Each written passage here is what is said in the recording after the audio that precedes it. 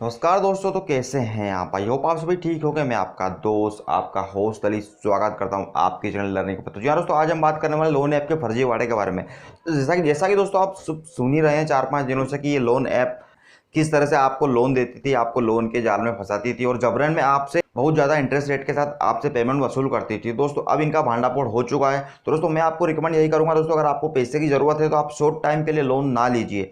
दोस्तों ये आपकी सुविधा के लिए ही बता रहा हूँ दोस्तों। अगर आपको ये जो कंपनियां क्या करती थी दोस्तों, शॉर्ट टाइम के लिए यानी कि 15 या 20 दिन या 21 दिन के लिए आपको लोन देती थी और बदले में आपसे 35%, 35 से लेकर तो 38% तक इंटरेस्ट रेट लगाती थी। प्रोसेसिंग फीस प्लस जीएसटी, बहुत सारे हिडन चार्ज लगा के आपसे पैसा वसूल करती थी।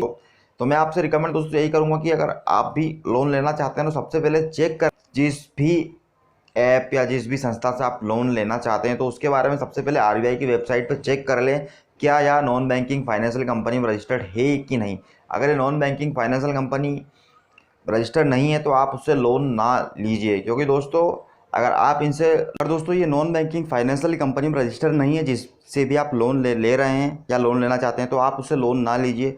दोस्तों आरबीआई ने एक बहुत बड़ा ऐलान कर दिया है कि आप उन्हीं ऐप्स या उन्हीं संस्था से लोन लीजिए जो कि नॉन बैंकिंग फाइनेंशियल कंपनी में रजिस्टर्ड हैं, जिनके पास लाइसेंस है लोन बांटने का। दोस्तों ये सब फर्जीवाड़ा क्या कर रही थी दोस्तों, इनके पास ना तो आरबीआई का लाइसेंस था दोस्तों। ये लॉकडाउन में जैसा कि बहुत सारे लोगों के पास पैसे की दिक्कत थी, उन सभी चीज़ों का फ़ायदा उठाकर आपको आसानी से लोन देती थी। तो दोस्तों मैं आपको रिकमेंड यही करूँगा कि आप शॉर्ट टाइम लोन ना लें और दोस्तों अपने केवाईसी डॉक्यूमेंट्स किसी भी ऐसी संदिग्ध व्यक्ति को ना दें जो कि आपके जान पहचान का ना हो। लोन अगर ऐप से भी आप लेना चाहते हैं तो सबसे पहले चेक कर लें कि क्या वह आरबीआई की वेबसाइट में रजिस्टर्ड है कि नहीं as a non banking financial company, क्योंकि अगर नॉन बैंकिंग फाइनेंशियल कंपनी में रजिस्टर्ड है तभी वह आपको लोन दे पाएंगे। अदरवाइज ऐसा कोई भी आरबीआई का रूल नहीं है कि जो भी जैसा कि ऐप्स फर्जीवाड़ा कर रही थी, बिना रजिस्टर हुए ये फर्जीवाड़ा कर लोगों को लोन दे रही थी और जबरन में मोटी रकम वसूल कर रही थी। इन सब का भांडाफोड़ हो चुका है। और तो और दोस्तों कुछ कुछ केस में ये क्या करती थी कि अगर मान लो कि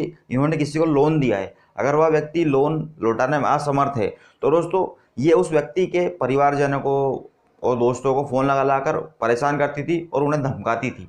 तो दोस्तों इन सब चीज़ों से आप दूर ही रहिए।